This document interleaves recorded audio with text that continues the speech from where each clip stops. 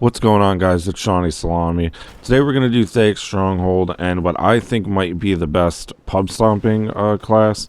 It's not the best class in the game, like if you're in like a really good lobby, but say this is your average like 64 team objective lobby where most of the players aren't that good. Danax on Raider and then a Messer. It's pretty standard, you see it a lot, but just throwing that Danax, even if you don't pick anything else up, like you see I will occasionally and throw it, that Danax with all that throw damage, it's just good to have. And then, you know, the Messer's, it's always going to be good. It's been good the whole time the game's out. So that's really pretty, I mean, it's pretty much a cliche at this point if you've been playing the game. People have always been running this, but it's popular for a reason, and I love you guys. Discord will be in the pinned comment, and let's get into the gameplay.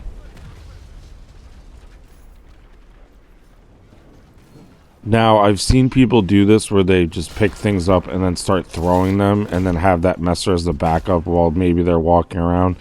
And I find out pretty quickly after picking this class back up and trying to do it in this video that that is not for me. All I do is hit my teammates and waste time. So as the video goes on, you'll see me adapt to that.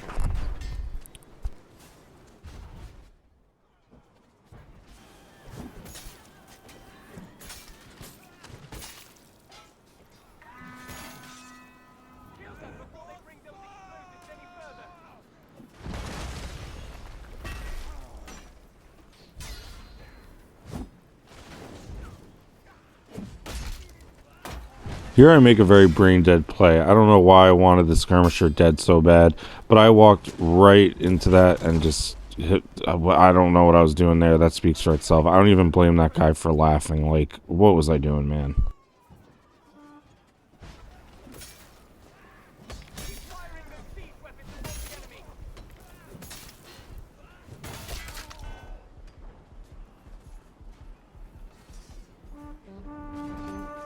Another reason the Raider is so good is that Warhorn. So even though I blew it after someone else did, I still get like 100 points. I think it said. It was a little hard to see. So the Warhorn is this, it's so overtuned for the points you get and how good it is. So that's any class with that, like this and Officer, that's always an added benefit along with how good the weapons are.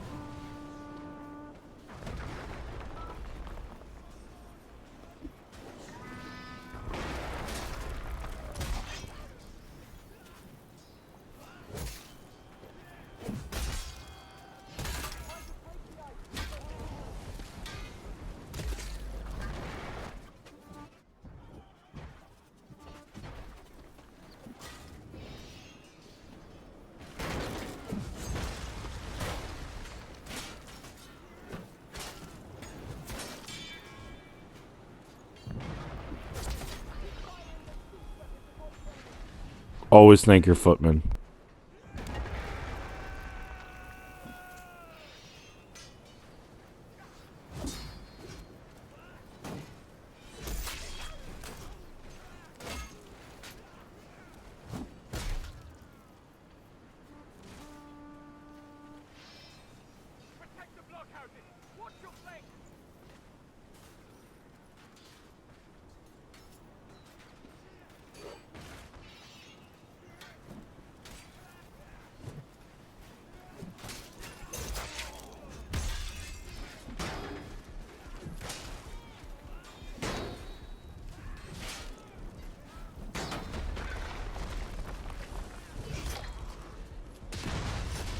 So a lot of fast forwarding here, and I'm going to point out, if you're going into this objective, I've said it before when I do these videos, just break the catapults because you don't want the other team using them when you come. Don't be selfish and be the guy who has to get that one off just to get a few kills. But if you're an objective player, you break the catapults, and the problem is if someone starts using it, nobody else can break it. So that's a little bit of a thing that'll get you in trouble because everyone's trying to break it, and here you are just sitting there on it and kind of ruining everyone else's time that's playing for the win.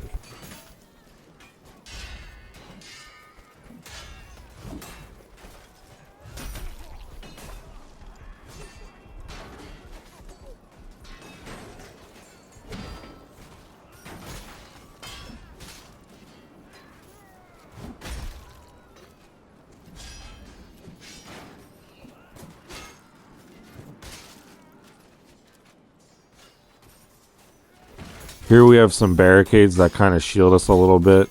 And then we do a good job maneuvering around, get a bunch of kills, and we stay alive long enough for help to come, and then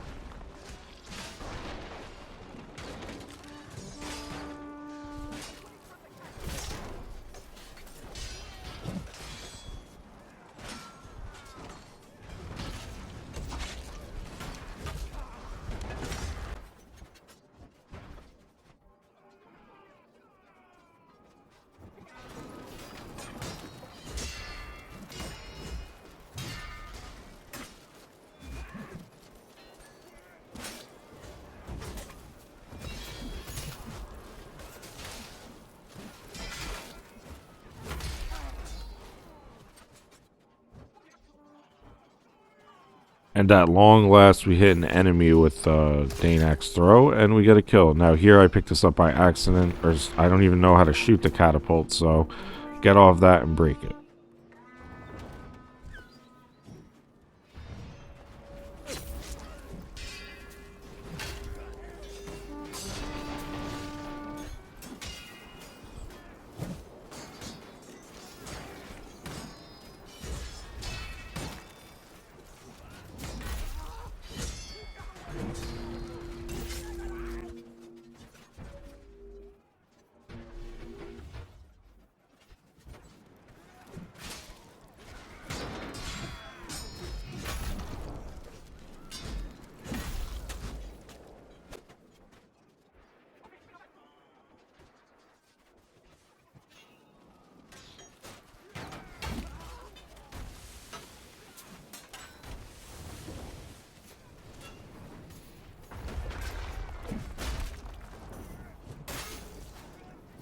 Now, at this point, I've given up on throwing things, but right here, I figure why not, because there's no allies I can be hitting. They're all kind of coming in from one direction, and there's tons of weapons on the ground, so I had nothing to lose, but I did lose my dignity a little bit, because I don't even think I hit one person. I'd have to look back.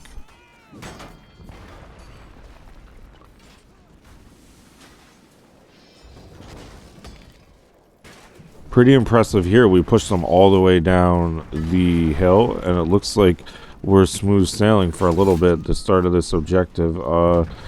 But they start to get behind us a little bit on that other side, I think it was. Yeah, like over there, and that kind of opens up space for their spawn wave to kind of get behind us, and then they start pushing up. So I'm pretty dead here, as you can see.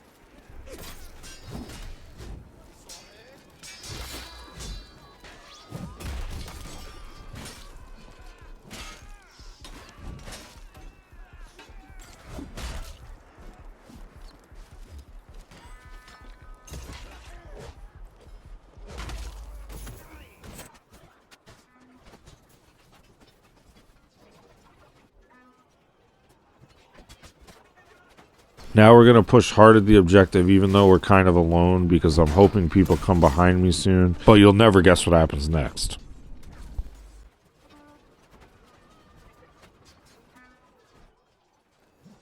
Kind of going through on autopilot, just going into an area we don't need to be in, but you'll never guess what happens next.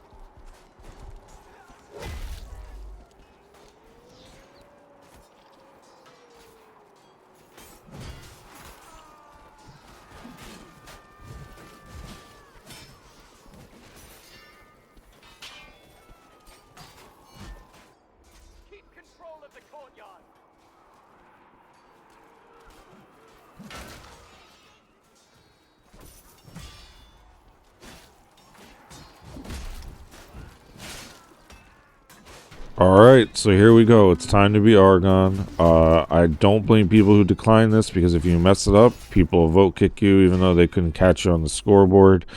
But I kind of like what Torn Banner were going for with Argon.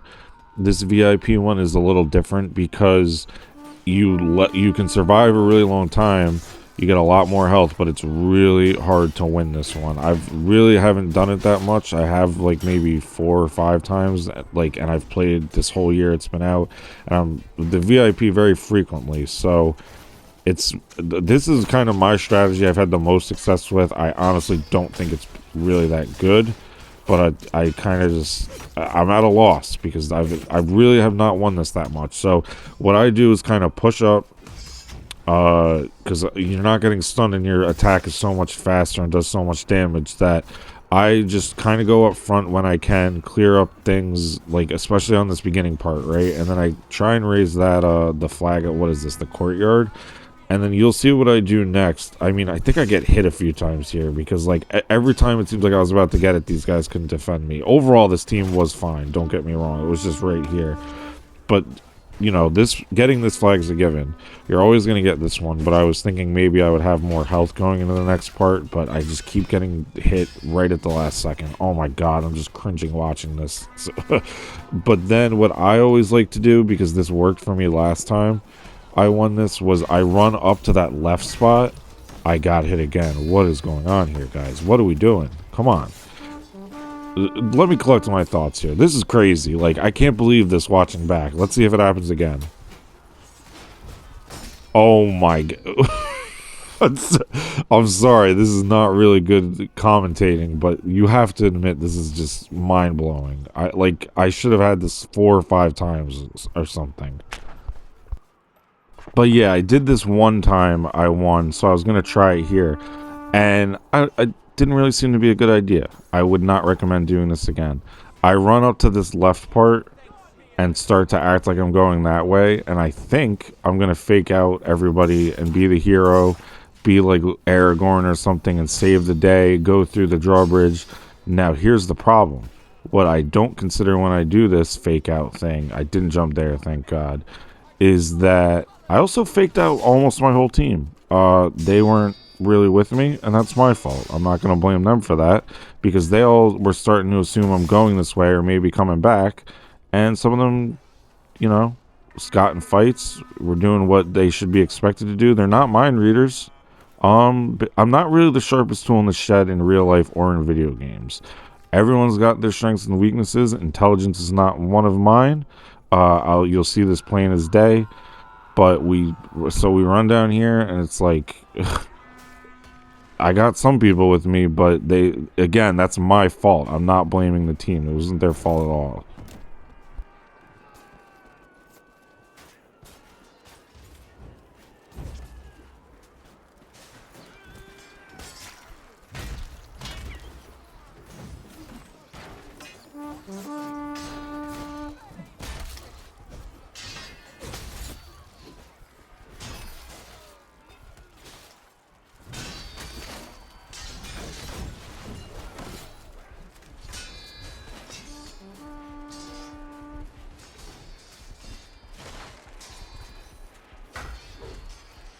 And this is where I run into the problems that I just gave myself. Is now I think the other team, like the rest of the team that wasn't with me, are now catching up, and again, I did this to myself. I backed myself in a corner. There's a lot of people here, a lot of enemies, and by the time we clear it out and I have a clear shot to get the Bailey flag up, I just don't have the health. So yeah, so that didn't work out.